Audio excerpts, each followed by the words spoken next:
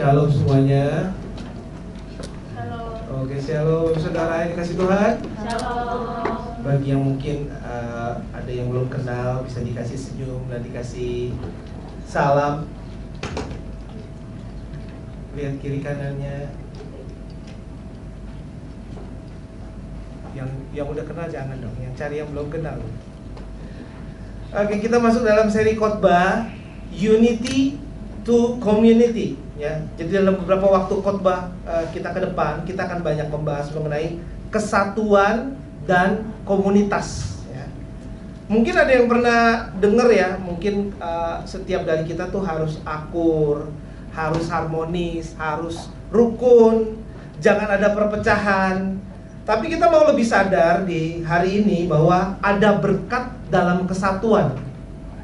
Makanya judul khotbah saya hari ini adalah berkat bisa diperintah oleh Tuhan. Iya. Berkat bisa diperintah sama Tuhan. Mari kita lihat ayatnya, kita baca bareng-bareng di Mazmur 133 ayat 1. 3-4. Nyanyian ziarah Daud, sungguh alangkah baiknya dan indahnya apabila saudara-saudara diam bersama dengan rukun. Seperti minyak yang baik di atas kepala meleleh ke janggut, yang meleleh ke janggut Harun dan ke leher jubahnya. Seperti embun gunung Hermon yang turun ke atas gunung-gunung Sion. Sebab kesanalah Tuhan memerintahkan berkat kehidupan untuk selama-lamanya. Jadi Tuhan memerintahkan berkat kepada saudara-saudara yang diam bersama dengan rukun. Karena ada beberapa banyak juga orang-orang sering tanya, dan kita mungkin pernah dengar, gimana sih supaya diberkati gitu. Sering ditanya, dan ini udah ada jawabannya, salah satunya ya. Jadi Tuhan itu bisa memerintahkan berkat. Berkat itu bisa diperintah loh sama Tuhan. Walaupun mungkin kondisi dunia lagi ya beberapa bulan Perang Dunia Ketiga, walau keadaan bensin lagi susah didapatkan, walau keadaan pemerintah banyak menimbulkan mungkin ada kekecewaan, pertanyaan atau kekhawatiran. Tetapi ketika berkat bisa diperintah sama Tuhan, maka berkat itu datang bukan nggak menentu karena kondisi dunia seperti apapun. Ketika berkat diperintah, maka berkat akan jalan. Amin, Bapak Saudara. Jadi walau kondisi perekonomian Indonesia lagi mungkin beberapa dari kita bilang, wah kayaknya nggak ada harapan. Berkat itu bisa diperintahkan datang khusus bagi orang-orang yang mau diam bersama dengan rukun. Diamnya mesti barengan, diamnya mesti bersama. Jadi nggak bisa diam menyendiri sendirian terpencil, nggak boleh. Diam bersama dengan rukun. Rameannya juga rukun. Nah ini bukan bagi orang yang maunya menyendiri, terisolasi, tapi mestinya yang ramean. Bukan bagi orang yang mungkin aduh gerah nih, nggak betah deh kalau ramean. Bukan bagi orang yang mungkin sibuk ribut, konflik, dikit-dikit cari ribut. Tetapi berkat diperintahkan datang kepada orang-orang yang unity, orang-orang yang satu, keluarga yang akur, keluarga yang harmonis, yang rukun. Nah berkat diperintah Tuhan datang kepada orang-orang yang unity. Bukan sibuk mungkin ribut penuh dengan berebutan dengan egonya, dengan apa yang saya mau, apa yang saya pikir benar. Tetapi kita seringkali nggak mau tahu apa yang firman Tuhan perintahkan benar. Kalau kita baca, kita taati. Berkat diperintah Tuhan datang kepada kita yang satu hati. Jadi satu komunitas, semuanya satu hati. Kumpul bersama dalam satu komunitas kita di gereja Max in Christ Church. Walaupun mungkin sifat dari kita berbeda-beda ya. Mungkin kiri kanan kita ada orangnya yang pendiam, mungkin ada orangnya yang suka bercanda, mungkin ada orangnya yang nggak terbiasa bercanda gitu kan. Nah ini kita karakter berbeda-beda, tetapi kita mau diam bersama dengan rukun, maka berkat akan datang kepada kita karena firman Tuhan mengatakan hal itu. Nah siapa yang mau alami berkat Tuhan itu datang, diperintahkan kepada kita? Bisa lambaikan tangannya. Yang mau mengalami berkat semua mau ya. Kalau gitu katakan kepada kiri kanannya. Kalau kiri kanannya agak jauhan, teriaknya agak kencengan. Makanya bilang yang akur gitu ya. Nah, iya dong ya, yang akur, yang rukun, yang unity ya, ingat. Jadi dan itu bisa bukan hanya suami istri ya, kadang temen, kadang kalau kita dengar kabar tuh padahal udah sohipan 20 tahun bisa aja, kadang ada aja ya. Nah ini kita mesti akur, rukun, unity, itu caranya. Jadi bukannya sibuk apa ya, di kantor itu rajin, datang tidak telat, ngerjain kerjaan orang, disiplin, sibuk, nanti bakal dipromosi. No, kata Tuhan, berkat diperintahkan datang bagi orang yang mau bersama dengan rukun. Karena setelah pandemik, orang makin malas bersama, karena sudah terbiasa terisolasi. Kalau lagi ibadah maunya Zoom online. Kalau mau duduk dekatan antar bangku agak jauhan. Waktu itu sempat ya, ibadah itu antar bangku agak jauhan. Karena kita sudah dibiarkan kayak sosial media. Jadi kayak apapun yang kita tampilkan secara langsung nggak penting. Yang penting KTP di sosial media. Jadi yang jauh terus. Nah kita akan menjadi nggak biasa untuk ada interaksi sosialnya secara langsung. Nah ini memang generasi-generasi Gen Z, Alpha ya, itu makin ribet ya Susannya.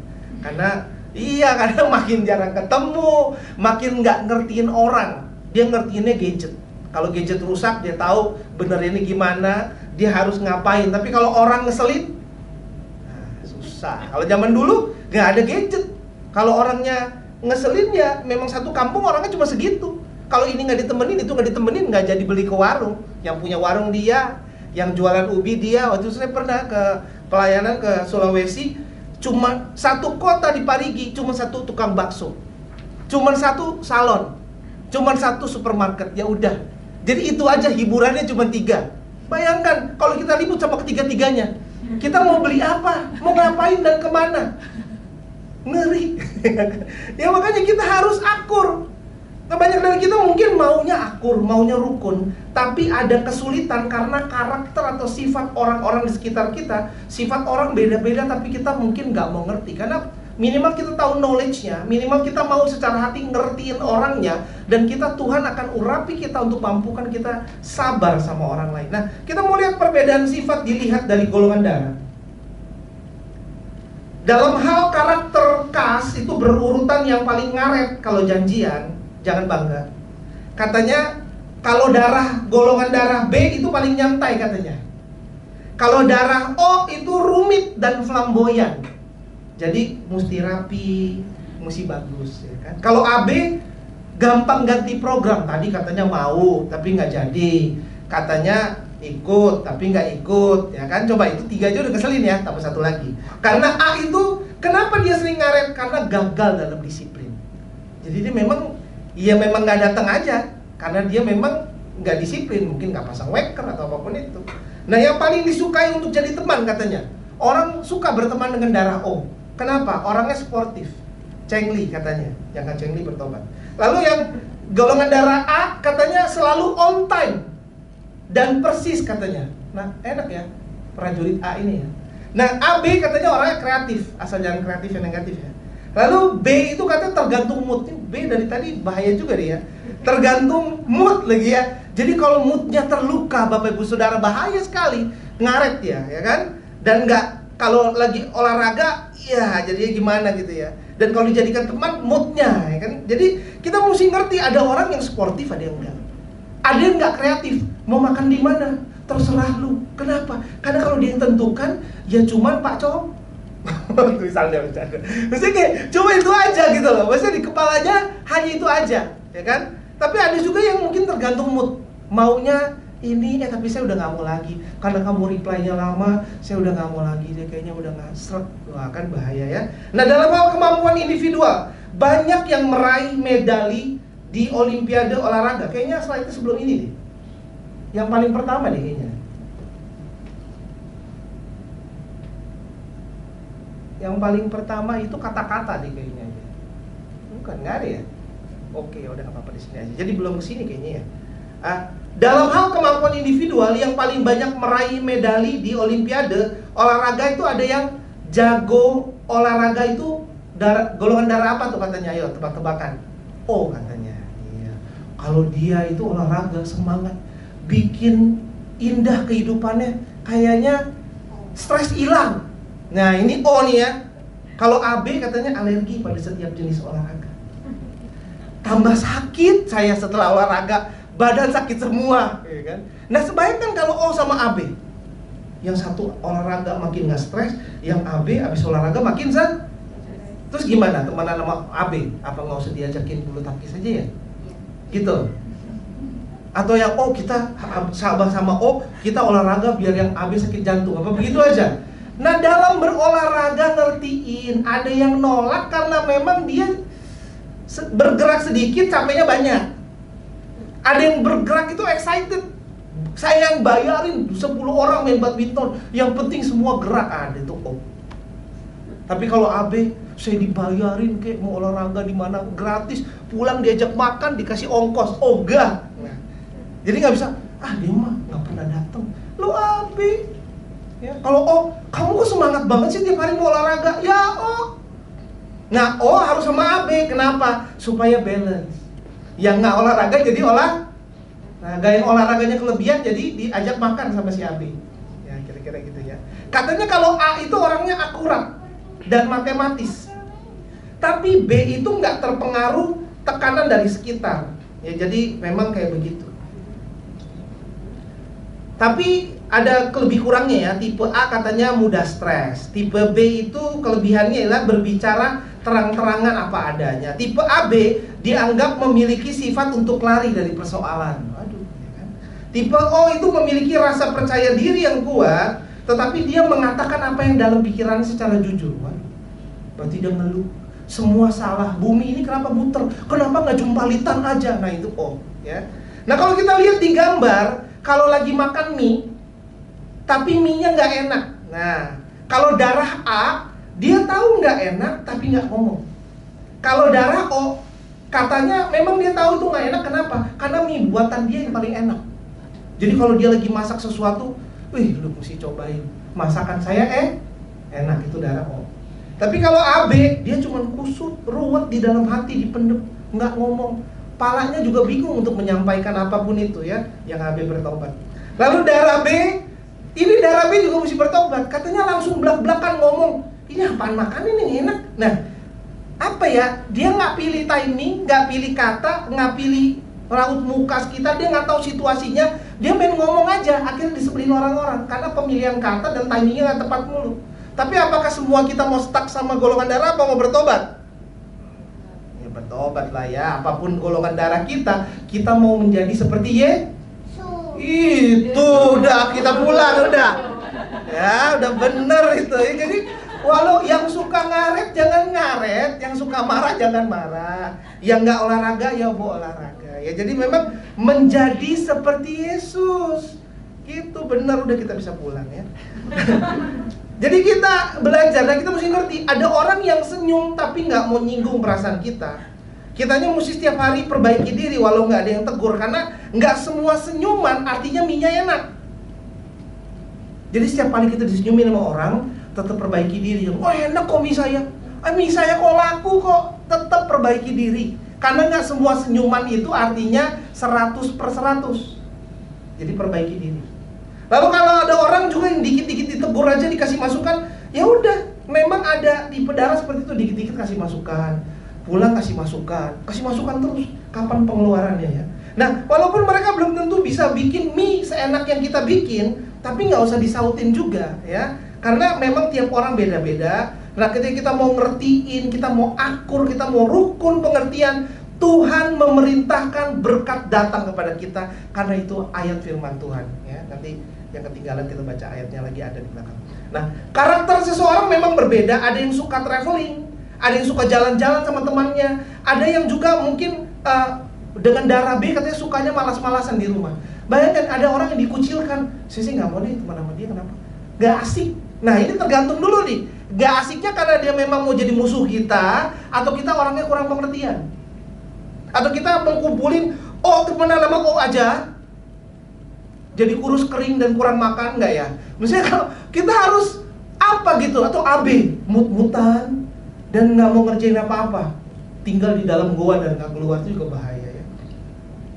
Dalam hal kerjaan, misalnya kerja kelompok, seseorang memiliki karakter A dalam membuat kerja kelompok, dia itu cenderung menyelesaikan sendirian.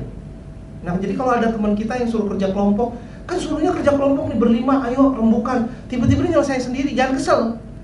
Kalau darahnya cocok, memang itu kecenderungan darah. Kalau bukan golongan darahnya, emang dia ngeselin Bapak Ibu Saudara, enggak ya? Enggak lah, dia mesti bertobat golongan darah apapun ya. Tapi memang ada kecenderungan ya, yang suka yang suka menyendiri kayak film horor, ayo bertobat.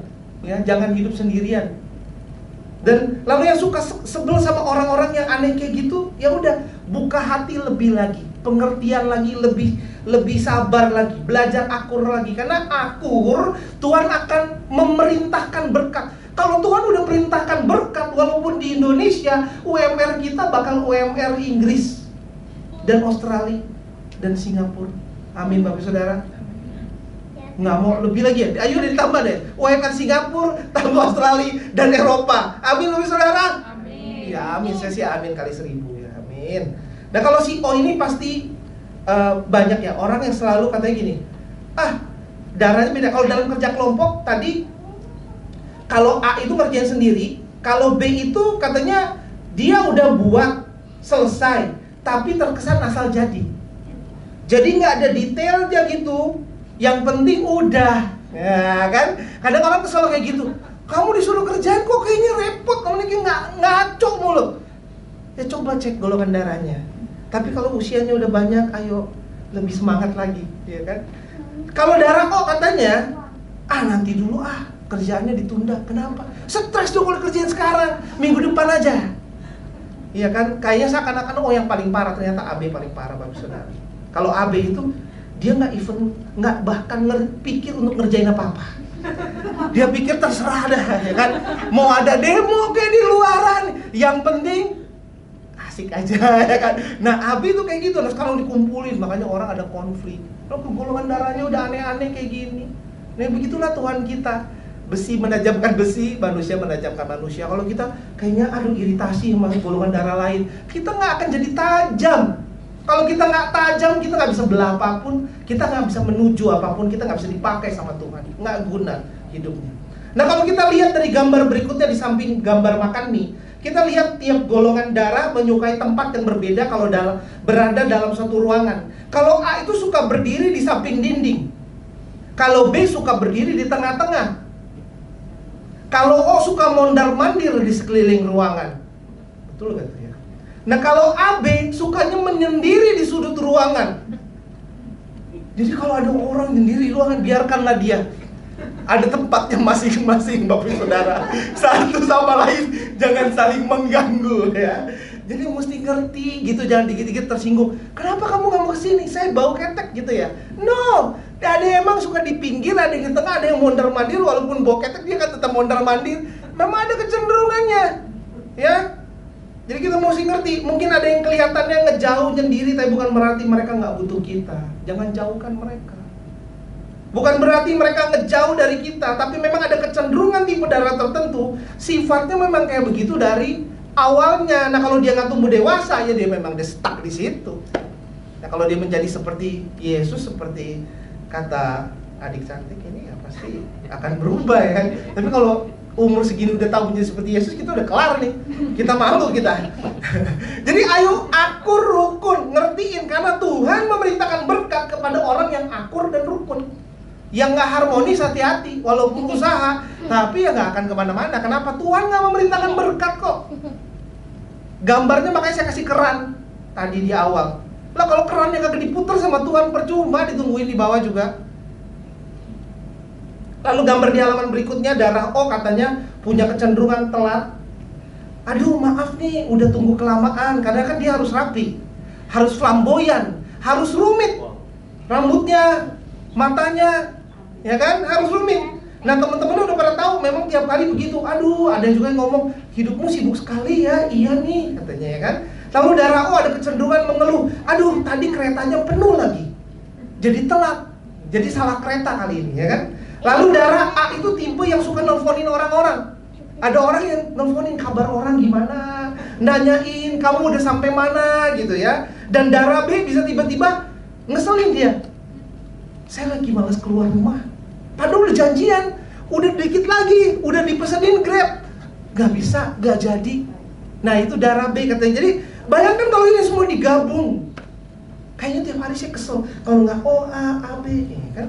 Nah harus sabar, harus diam rukun bersama, nggak bisa diam menyendiri. Mesti ramean, barengan, dan rukun, baru kita bisa alami. Kesanalah Tuhan memerintahkan berkat, kata ayat firman Tuhan. Nah kalau darah O disuruh bantu gantung lukisan Mona Lisa di sebelahnya. Nah kalau darah O katanya ada kecenderungan dia nyaut-nyaut. Enggak, ibu aja yang gantung sendiri katanya. Dia berani nyaut loh. Walaupun atasan ngomong, coba bantuin itu gantung, dia nyaut. Kenapa katanya?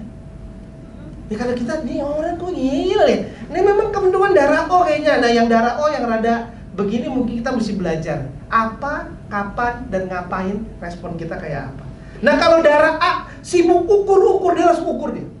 Langsung ukur, dia kerjain sampai beres. Ini dari tadi darah A kayak prajurit. Kalau di rumah Tuhan nih jangan-jangan rapi semua kita. Bagus ya. Nah kalau golongan darah B katanya suka asal-asalan, bikinnya lukisan miring-miring, ya udah nggak apa-apa, pokoknya saya udah kerjain, udah miring dia tinggal. Katanya, ya kan? Kalau darah O, dia lewat-lewat di samping lukisannya itu ada gambarnya. Oh ntar aja lah katanya lukisannya, ntar aja deh lukisannya. Nah kalau darah AB malah dicariin, diteriakin di bawah, weh kemana orangnya weh? Nggak ada sama sekali, orangnya ngilang ya. Jadi memang kita harus sabar, ngertiin, doain yang akur, yang unity. Sangat takut kalau ketahuan, aduh saya gosipin dia. Nah B agak cuek, dia bilang, oh kayak gitu ya, saya baru tahu katanya. Jadi memang agak cuek gitu. Kalau O, dia akan menggunakan katanya dalam ini apa, studi dari Korea. O ini akan menggunakan bahasa yang singkat, padat dan jelas, penuh emosi tapi katanya. Kalau O. Tapi kalau AB katanya stay cool. Jadi dia nggak suka ikut dalam pembicaraan orang lain. Jadi memang nggak juga kalau tiba-tiba lagi ngumpul tuh satu kenyendirian, bukan nggak asik. Memang dia begitu orangnya ya. Nah kalau slide terakhir soal golongan darah mengenai pola berpikir, AB itu utuh, sangat aneh, spesial dan sulit untuk dimengerti. Yaitu yang lagi ngeliatin lobang tuh ya. Tiba-tiba si AB ini dia ngeliatin lobang, Bapak Saudara. Lalu teman-temannya bingung, lu ngapain ngeliatin lobang? Lalu dia nengok ke temannya dengan sedikit merinding dan tertawa agak gila gitu. Dia bilang, kalian gak merasakan ada hawa-hawa setan dari bawah sana? Dia selalu berpikir yang berbeda dibanding orang lain. Jadi kalau orang kayak gitu, ih, gue sama temen orangnya aneh. Ini coba cek. Kalau orangnya pola pikiran ada berbeda, jangankan dia AB ya. Nah kalau dalam menaati peraturan, nah yang di hijau-hijau itu, kalau dibilang jangan kamu sekali-kali coba melewati garis ini, darah O akan bertanya, kenapa? Kenapa nggak boleh dilanggar? Kenapa kejadian sampai Wahyu? Kenapa nggak Wahyu beranak? Nah itu kan ya. Nah inilah kenapa, tapi nggak dibaca-baca Bible-nya itu darah O ya. Kalau darah A nggak akan pernah mau melewati garis. Dari tadi kayak A bagus juga ya, tentang nih ya. Kan kalau darah B begitu dibilang malah langsung dilanggar, cepet dia. Baru diomong dia paling cepet ngelanggar, itu darah B katanya. Nah kalau darah O, tunggu ibu gurunya udah nggak ada baru dia langgar katanya. Kalau nggak ada yang lihat, ya kan?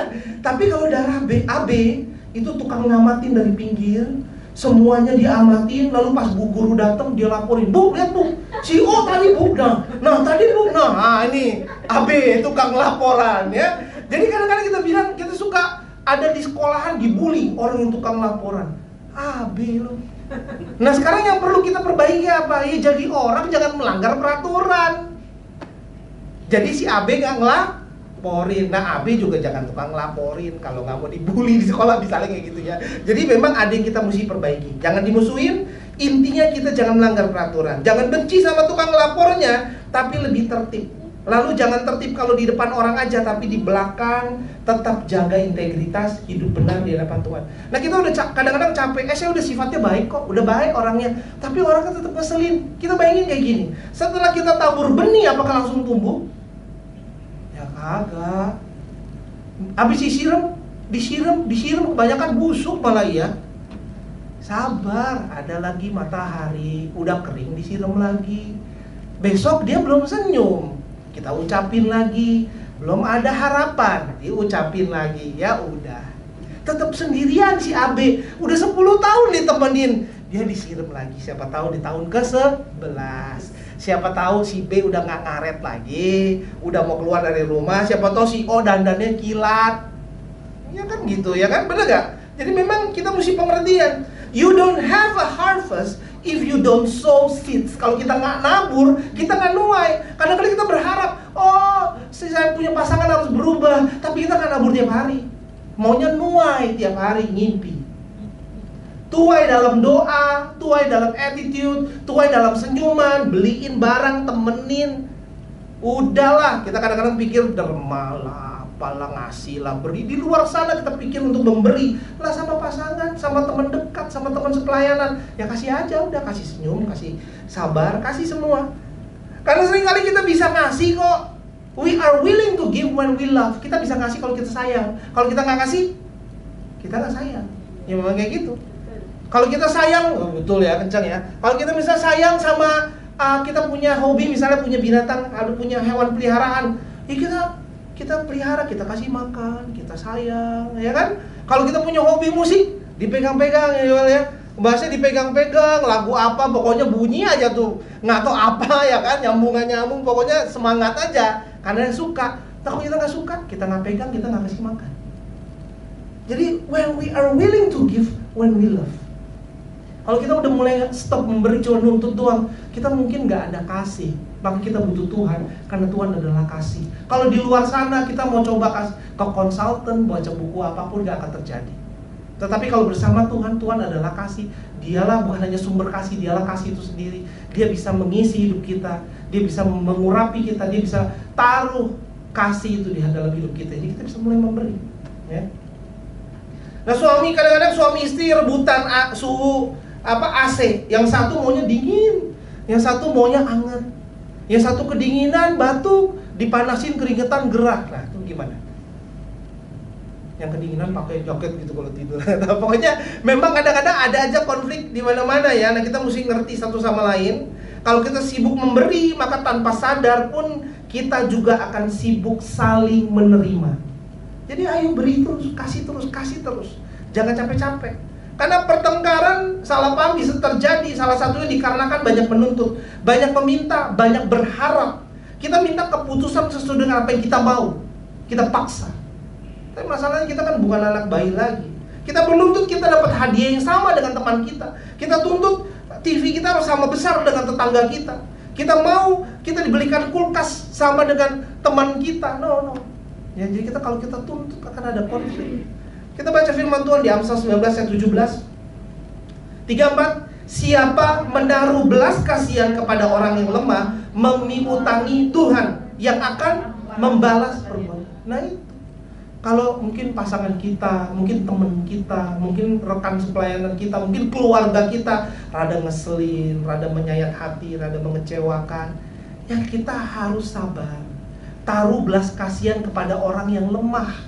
Mungkin dia lemah kerohaniannya, mungkin lemah sifatnya, mungkin lemah karakternya, mungkin lemah pengendalian dirinya. Ketika kita menaruh belas kasihan kepada orang yang lemah, kita memiutangi Tuhan. Bayangkan, Tuhan itu nggak pernah berutang. Jadi dia akan membalas perbuatannya itu. Jadi ini satu ajakan untuk kita lebih pengertian, sabar, memahami bahwa kita berasal dari karakter yang berbeda-beda, pemikiran atau kebiasaan yang berbeda-beda. Tetapi kita mau satu hati, merendahkan hati kita di hadapan Tuhan, duduk di bawah kaki Tuhan, bersatu untuk satu tujuan baik. Satu tujuan yang lebih besar dari tujuan pribadi kita masing-masing. Seperti ada gambar penguin. Penguin ini dia bisa ngerti how to survive di bawah suhu minus 70 derajat Celcius atau minus 100 derajat Fahrenheit. Dinginnya luar biasa. Tetapi gimana caranya penguin bertahan? Mereka berkelompok 6.000 penguin dalam satu grup. Kadang-kadang kita suka menyendiri, lalu kita bingung kenapa api rohani kita padam. Kita menyendiri lalu kita bertanya kenapa api kita, semangat kita, kasih kita padam. Karena kita suka menyendiri, suka menghilang, malas ngejelasin, malas ditanya. Tapi kita belajar dari penguin. Mereka berkumpul 6.000 penguin untuk mengatasi minus 100 derajat Fahrenheit atau minus 70 derajat Celcius. Nah, kita mesti bersama-sama, berkomunitas. Walaupun nanti kita akan ketemuin di komunitas, di abis ini mungkin kita pulang, kita ngobrol, kita ketemuin, kayaknya orangnya agak aneh. Atau mungkin kita nggak dapetin orang di kiri kanan kita nggak ada yang aneh, mungkin kita orang anehnya, kita nggak tahu. Tetapi kita tetap ngobrol, tetap tanya, tetap tutup dalam doa. Ya karena memang kita harus perlakukan orang seperti Tuhan Yesus memperlakukan dia. Karena itulah alasan kita hidup. Ngapain kita tambah lama-lama hidup kalau kita nggak jadi? Tadi aja adiknya bilang menjadi seperti Yesus, hebat loh itu. Nggak diajarin, tahu-tahu dia bisa tepat ya. Nah ini seperti penguin, don't fly solo. Kalau when we come together in unity, ada kehangatan, ada berkat, ada keselamatan. Kita mesti sadar dulu bahwa kita butuh orang lain. Kalau kita merasa kita nggak butuh, nah itu disembuhin dulu. Karena kita nggak akan pernah bisa berkomunitas, dan kita nggak akan pernah mau nyatu. Kita selalu ribut karena kita nggak merasa kita butuh orang. Kita butuh kerjasama dengan orang lain. Kita butuh kebersamaan di dalam Tuhan. Kalau kita kabur melatih kemampuan kita untuk mengasihi, kita jadinya apapun itu, kita kabur dari mengasihi rekan kerja, di pelayanan, kita akan gagal mengasihi keluarga kita. Kita akan gagal mengasihi orang-orang di luar sana. Kita nggak bisa kabur ketika kita mungkin ada konflik, ada perbedaan, mungkin di pekerjaan, mungkin di hubungan percintaan, apapun itu kita hadapi dengan penuh kasih. Kita harus jangan sibuk mikirin masalah kita, tapi kita mulai sibuk pikirin orang. Ya iya loh, waktu saya ngomong gini saya tersinggung. Lah kalau dia gimana? Ya saya terluka. Loh kalau dia emang gak terluka juga. Saya merasa direpotkan. Loh kamu juga merepotin dia. Kadang-kadang kita gak mikirin orang lain. Nah ketika kita mungkin ada gambar cat itu, ketika kita ngecat dinding atau ada cat itu seringkali catnya tuh suka jatuh gitu loh. Kadang di lantai, kadang di seluruh badan kita sih. Kalau yang pernah ngecat ya, di kamarnya gitu ya.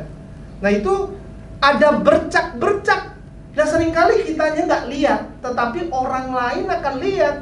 Mukamu cemong. Nah kita butuh orang lain yang kasih tahu, tadi kayak kamu emosian deh. Biasa kamu nggak kayak gitu. Udah kurang tidur ya 3 hari ini. Nah masalahnya kita suka balik tersinggung. Kamu gak usah ngomong deh, urus diri sendiri dulu. Waduh ya kan, setiap kali orang ngomong kayak begitu, akhirnya kita kehilangan teman. Dan dia berhenti ngomong. Akhirnya cemong kita siapa yang ngurusin? Nggak ada. 1 kali ngecat cemong, 2 kali ngecat cemong, akhir muka hitam. Nggak ada yang berani ngomong. Karena tiap kali orang ngomong sama kita, kita usir dia keluar. Kita push people away. Nah, kita dalam unity kita nggak bisa setiap orang rasanya kayaknya nggak bikin kita enak, kita dorong dia jauh. No, kita bukan anak kecil loh. Kita kan bukan baby. Iyalah, coba dipilah kata-katanya. Mungkin kata akhirannya salah, pemilihan keterangannya salah, mungkin cara dia mewakili pilihan katanya salah, tapi niatnya gimana? Kalau niatnya baik, ya udah. Coba terima, makasih, maaf, selesai. Jalani, ubah, perbaiki, selesai.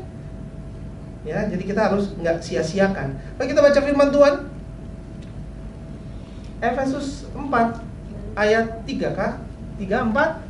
Berusahalah sungguh-sungguh untuk hidup dengan damai, supaya kesatuan yang diciptakan oleh Roh Allah tetap. Saya undang untuk mainkan piano. Nah, kita lihat usahanya harus sungguh-sungguh. Jadi nggak bisa dikit-dikit marah, tersinggung, dendam, trauma. Mau juga Tuhan yang trauma, karena diciptain manusia baik-baik, tahu-tahu chaos, kacau keadaan dunia kayak gini. Mau yang paling trauma adalah ya pencipta lah, bukan kita yang trauma. Kita mesti ngerti urutannya, karena dia pencipta. Kita nggak mungkin punya hak trauma, karena dialah yang awal. Yang mau trauma lah dia. Dia kasih kita tangan, kita pakai apa? Tangan kita ini. Dia kasih kita mata, kita pakai buat apa? Kita lihat apa? Tuhan kasih kita hati, kita taruh apa di hati kita? Dendam, tapi kita nggak kolek kasih. Orang kasih kita barang, kita nggak sayang, tapi dendam kita kumpulin. Padahal hatinya dari Tuhan, perasaannya dari Tuhan, tapi kita nggak pakai untuk menyembah Tuhan. Yang mau trauma tuh Tuhan loh. Tapi kita seringkali alasannya, saya trauma. Lah, yang bisa trauma cuma Tuhan, karena Dia yang awal. Apapun yang kita traumakan, ya Dia yang paling trauma, karena Dia yang awal, Dia memulai semuanya. Jadi jangan trauma ya. Punya hati yang lembut, usahanya harus sungguh-sungguh, nggak bisa dikit-dikit marah. Jadi kita nggak punya hak untuk trauma. Mari usaha sungguh-sungguh hidup dengan damai, supaya kesatuan yang diciptakan Roh Allah tetap terpelihara. Nah, kita bisa dipakai Tuhan atau setan. Kita sering ngomong kayak gitu. Harusnya kita bisa bantu memelihara kesatuan yang Tuhan sudah ciptakan. Usahanya sungguh-sungguh, biarlah setiap apa yang kita pikirkan, kita cek kita pikir gini, apa yang saya pikirkan, apakah sudah memelihara kesatuan?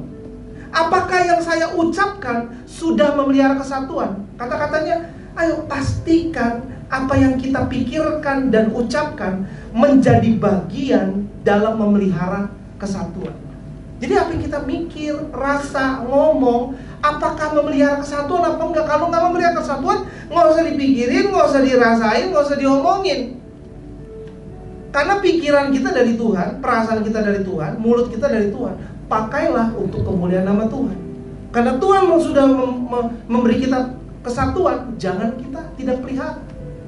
Jadi pakailah semua yang Tuhan berikan kepada kita untuk kesatuan. Ada gambar ladang jagung ya, di situ sama tempatnya tadi lagi. Ladang jagung yang baik ini ada satu kejadian di mana petani yang nanam jagung dengan luar biasa baik. Nah, ini hasil jagungnya di pekan raya kompetisi ini di Amerika. Benar menang juara pertama. Lalu pada tahun yang sama ada sebuah surat kabar mewawancara dia dan mempelajari strategi si petani dalam menumbuhkan jagung unggulan tersebut. Apa rahasianya, Pak? Kata si petani, sebetulnya mudah aja. Saya bagi bibit unggulan saya dengan para petani ladang tetangga saya. Dia kasih benih berharga, dia kasih ke semua tetangga, dia suruh nanam.